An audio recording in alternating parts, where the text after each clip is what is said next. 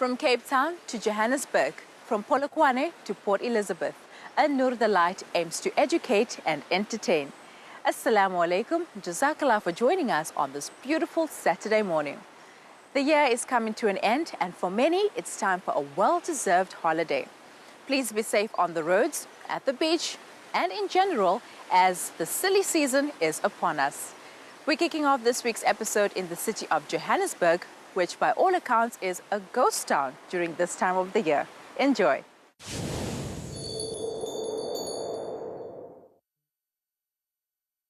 Art enjoys a special place in Islam as it challenges the artist to create a piece of work within certain parameters. Many South African Muslims are turning to local artists to create custom pieces of art for their homes, mosques and work. I used to go into homes and see Islamic art, and it used to be exactly the same in every home. And in most cases, guys didn't even know what's written on the wall. It just looked good. And from an advertising point of view, you got all your different types of fonts. And I couldn't understand how with Islamic calligraphy, there's the same type that you see over and over. I needed to find out why is there only one. And that's where I found a niche. I found a gap in the market. And I thought, let's exploit and let's see what happens. A famous saying states, one man's trash is another man's treasure. And in Muhammad's case, this can't be more true. I stood on a balcony once and watched how these guys dumped down metal. So they threw metal down at first, threw some dirt over it, and a couple of weeks later they cleaned it out. But the part that was exposed to the sun rusted, whereas the other was still a shiny chrome. So if nature could do it, I needed to manipulate rust how I wanted to. And that's when I created my first piece. From truly humble beginnings, Muhammad has now reached a global clientele. His sister has become his business partner and oversees orders as well as shipments. Mohamed's my eldest brother. We're 5 kids, so he's number 1 and I'm number 4. We've always been very close. Working together, I mean, it's so easy. He's very easy to get along with. He's very easy to work with.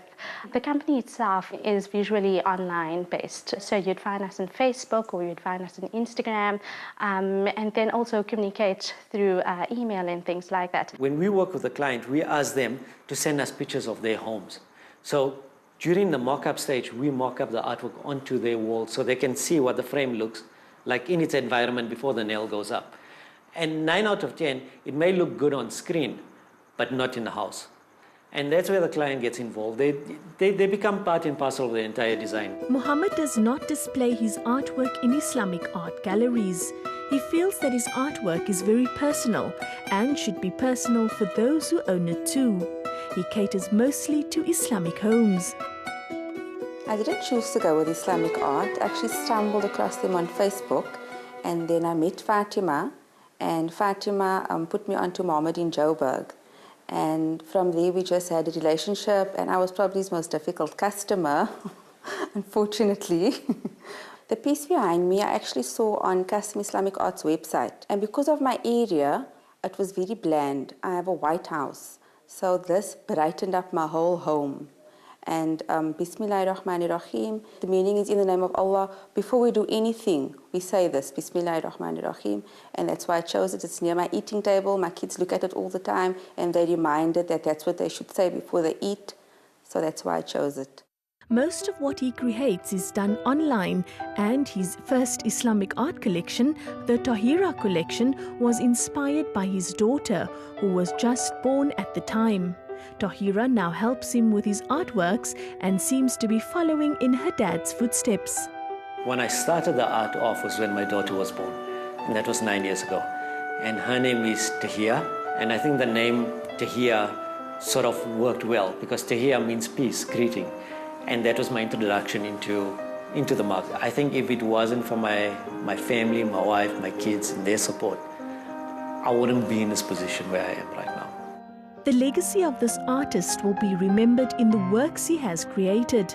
Not only has he found a passion that he excels at, but it also adds to the collection of Islamic art in the world. Dr. Mariam Khan has always helped us with great information about our health and wellness. She's standing by for more of the same.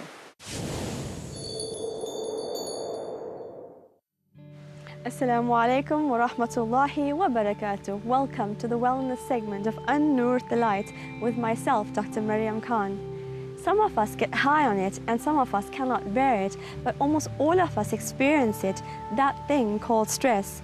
Embracing stress as part of our daily life has become not only accepted, but sometimes even boasted about. But there is a sinister side to stress. It is a killer and a silent killer at that. Whenever we are exposed to stress, our adrenal glands produce cortisol and adrenaline, two hormones that help us perform under pressure. Without these hormones, we will crack under the slightest pressure and even have a nervous breakdown. But our bodies are not designed to be exposed to these hormones over prolonged periods of time, and this is where the danger lies. Continued exposure to these hormones can cause profound damage to our organ systems, from a suppressed immune system, increased risk of diabetes, high blood pressure, heart attack and strokes, to insomnia, depression and anxiety. Stress wreaks havoc on our bodies. Anxiety is a normal reaction to stress. It helps you deal with a tense situation at work, stay focused for an important speech, or study harder for an exam. In general, it helps you to cope. But when it becomes excessive, it can be a disabling condition. So what can you do to reduce, prevent, and cope with stress? Well, you have more control than you think. You can start by identifying the sources of stress in your life. Managing stress is all about taking charge. It is important that you accept responsibility for your role in creating and maintaining stress. Keep a diary. Write what stresses you. How did you react to it? How did you respond to it? And how does it make you feel physically and emotionally? What do you do to make yourself feel better? Do you have healthy or unhealthy ways of dealing with stress? For example, smoking, over and under eating, withdrawing from family, friends or activities, or filling up every minute of the day to avoid facing your problems. Learn healthier ways to manage stress. No single method works for every person or every situation, so experiment with different strategies. Avoid unnecessary stress. Learn to say no. Avoid people who stress you out, and avoid situations that stress you out. Change the situation if you cannot avoid it. Reframe your problems. Look at them from a more positive perspective. Look at the bigger picture. Ask yourself, how important will this be in the long run? Accept the things you cannot change. Learn to forgive, not just others, but yourself too. Be kind to yourself. Be gentle with yourself. Don't get so caught up in the hustle and bustle of life that you forget your own needs. Adopt a healthier lifestyle and be sure to make time for fun and relaxation too. Until next time, Assalamu alaikum wa rahmatullahi wa barakatuh.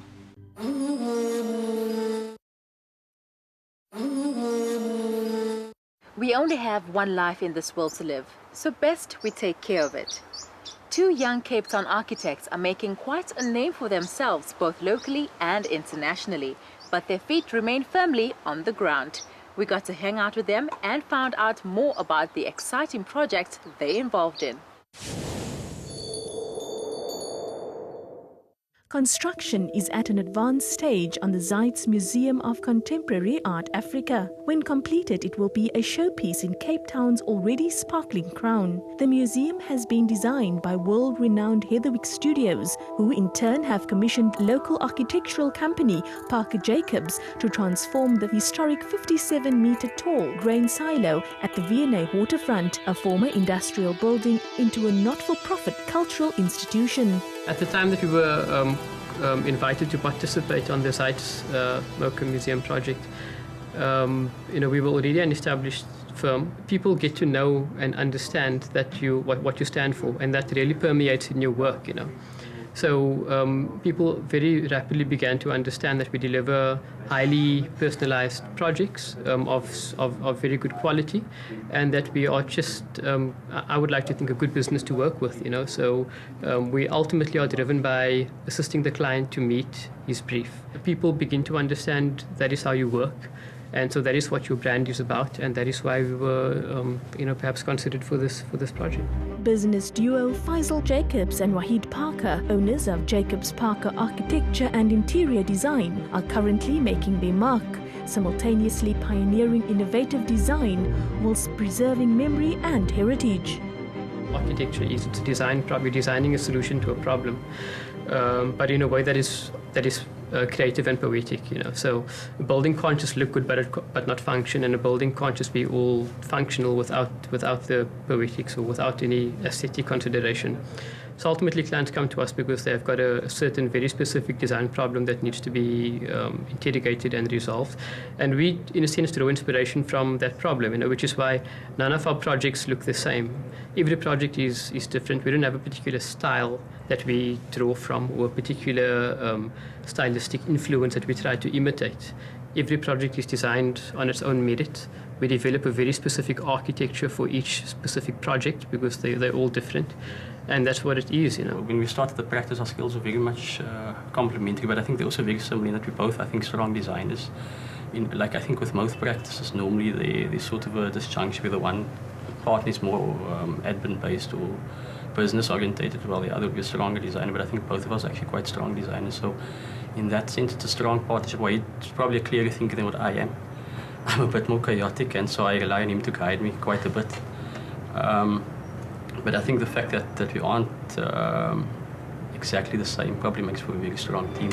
Their portfolio boasts a wide range of developments, from the very personal to the commercial. Faisal and Wahid have worked earnestly and are now making history, steering the design and construction of 2 world-first projects in South Africa. Very often people think that talent is sufficient to take you to where you really want to be, but I mean, if I look back to where I started, it was university. It was like extremely hard work, and it was a struggle for a very long time, and then it was working in a very, very good practice, getting exposed to some of the best designers that this country actually has, I mean, I had a mentor, Martin Kruger, who's a brilliant designer, and he's laid the foundation for the practice today, I think, his philosophy. And then from there it was pushing and pushing and pushing, and so I think fundamentally that's hard work, focus, and just trying to really produce excellence, and I think if you have passion, then I think it shines through and clients can see that, So fundamentally, although the hard work component is critical, I think there needs to be a passion for what you do. You need to love what you do. To anyone out there who's aspiring to become an architect, I would advise anyone to follow it. It's a career that is fantastic because it rewards creativity and creative thought. But it requires a tremendous amount of hard work. So you understand the value of hard work very quickly. And yes, it's been tough. There have been some times in the beginning, like any young business owner will tell you that you have doubts about whether this is going to work or not. But ultimately, you need to push through because that's the only way that you're ever going to make it work. If you quit at any stage, and you would never have known what the outcome would have been. The Carl Bremer building is said to be the newest addition to the Carl Bremer Hospital in Cape Town and has already gained acclaim for its design. Construction on the building began in January 2015, with completion scheduled for 2016, but the project has already been recognized by the Green Building Council of South Africa as the first structure internationally to combine socio-economic and environmental strategies, achieving a 5 Green Star ranking. Parker Jacobs has been awarded the Green 5-Star Office Design certification, as well as the Green Star in the Socio-Economic Pilot category. Faisal and Wahid are the first South African architects to receive these prestigious design awards. The Carl Bremer office building that we're busy with currently for the Department of Transport and Public Works. It's very encouraging to see the government moving in that direction. Energy efficiency and sustainable design has become a bit of a buzzword over the past couple of years, and it's good to see a client taking that seriously and committing to it, because it does take quite a bit of commitment to achieve what we are achieving over there. So every component of the building, even the landscape, is designed with that in mind, and so from that to that end, I think it's going to be a very successful project. As a practice, we've also won numerous awards, and I think, although it's not always what we set out to achieve, I think it is good to receive recognition from your peers. It also means that we, as a practice, we're keeping abreast with issues that sort of affects the industry, and I think we, in our third or fourth year, we won an architectural merit award for a project out in Bantry Bay. That was actually a competition that we had submitted and then won. From there, we won some other awards, and I think we've also been published quite extensively. And I think we try and deliver work as good as we can, and I think we will continue to submit, and hopefully we'll win many awards going forward. Faisal and Wahid are not only pioneering as they go along, but they have become role models to their peers. Much sacrifice and hard work has gone into these two achieving success, and they are finally on the cusp and heading upwards. They've taken not only design principles to heart, but the environment too, and their work will be evident on the cityscape for decades to come.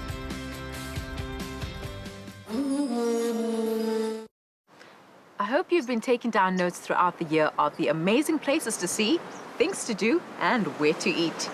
Up next is our events calendar. It's that time of the year again for the Al Ansar Souk in Durban. The souk started 17 years ago as a meeting point for small and medium enterprises to trade side by side with the larger companies. A must-see for locals, tourists and holidaymakers, the shopping and entertainment experience will bring the global market to you. It is a day of goodwill, and what better way to show our love for this country than by doing something good for someone who least expects it. As Muslim South Africans, this country has given us much to be thankful for, and the least we can do is return this by paying it forward. Do you enjoy art? Are you looking for the perfect art piece at an affordable price? ArtSpace collects a range of fine art pieces and aims at keeping prices low so that these beautiful pieces can be accessible to all. With a variety for buyers to choose from, you are bound to find the perfect piece for your home. With a maximum price of 3,500 Rand, this annual art show gives people the chance to start their collections at an affordable price. The Free Market is a modern revival of the Islamic free and fair marketplace as established by Prophet Muhammad, peace be upon him, some 1400 years ago. Although the market operates according to rules derived from Islamic principles, who all abides by these rules, irrespective of race or religion, are welcome to trade with no charges for trading space. Get down to this market with a difference and you may learn a thing or two about the free market. Join the largest network of professional designers, including photographers, artists, architects, publishers and advertisers, and learn how to master each of these programs. The New Year Design Series kicks off on the 18th of January and is the perfect place for all you design fundis. From a collaboration between the Institution of Islamic Studies and Cape Town Muslim Events comes a course designed for youth, adults and reverts who wish to learn to read and recite the Holy Quran. This course focuses on the recitation of the Holy Quran and starts from the alphabet, teaching the sounds and the vowels. If you would like to be able to recite and bless others with the beautiful words of the Quran, register today.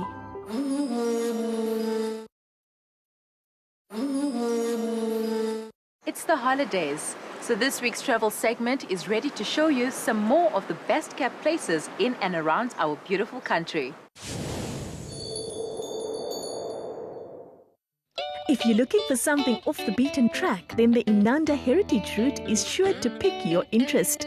The drive takes about 30 minutes from Durban Central, and you'll enjoy some of the most picturesque areas this side of the Umgeni River. Be sure to stop by the Inanda Dam and drink in the absolute splendor of the view and area. Further down the road is the Inanda Falls, where water cascades over the rocks into the pool below. It's a place of unspoiled beauty with many options for the adventure traveler as well. In the mood for something completely different, then Beset Hawk is definitely not to be missed. We started Beset as an experiment to see if other people were as interested in the city as we were. We started public architectural walks. We invited a specialist in a particular field and we unleashed them on the general public, all launched through social media, through iPhones and all the rest of it. And our first walk, 40 people turned up and we thought, you know, there's light, there's hope for us to potentially do something. And we've been running now for 2 years and we're now slowly starting to do different types of, not necessarily focused on architecture, but focused on the city. What started out as a small gathering of like-minded individuals has grown into a must-do event for many others. Well, we do different aspects of the walk, so depending on the specialists in the field. So, for example, our first walk started with Leon Conradi, lecturer and architect in Durban. He took us on a tour of Issy Benjamin buildings, well, Crofton and Benjamin buildings along the beachfront. That was one particular walk. another walk we did through Rivertown with Andrew Macon and Rodney Karamanski, and they told us about how that precinct is potentially going to change the face of Durban. So it varies from very particular architectural gems, if you want to call it that, to much more, we believe, where the city could potentially be going. The walk sets off from a central point and takes in some of Durban's most iconic buildings and structures. People speak more fondly about the architecture and the built environment in a place like London because they experience it on foot. For me, the biggest difference between an environment like that and here is a public transport system that everybody uses. From really, really rich to really, really poor, everybody jumps onto public transport. Whereas in this country, if you can afford it, you have your own motor vehicle and you don't rub shoulders with anybody else. So our big thing was to try and bring people together, literally, and get them walking on the streets. I believe it's the one massive opportunity that we have in this city, is to physically be walking. The butcher, that's a baker, a deli and a coffee shop, is definitely a great place to stop by and fill up. Basically, we used to be only butchery, and we in business about 25 years, and yeah, we've had the bakery as well prior, and we had the coffee shop in our previous premises. And I think that Durban required something special and something to keep up with the time as such. Their summer menu has all sorts of delectable treats made in-house with the freshest ingredients available. Well, we have a range of gourmet burgers, gourmet pizza, where our dough is made of very special flour. There's a different process for it. It's baked in a wood-fired oven, and we do wraps as well. I'd say the style of our food is very cafe with an Indian twist to it, Indian Arab twist to it as such. Durban is leading the pack in halal food revolution, and Continental is right there at the forefront.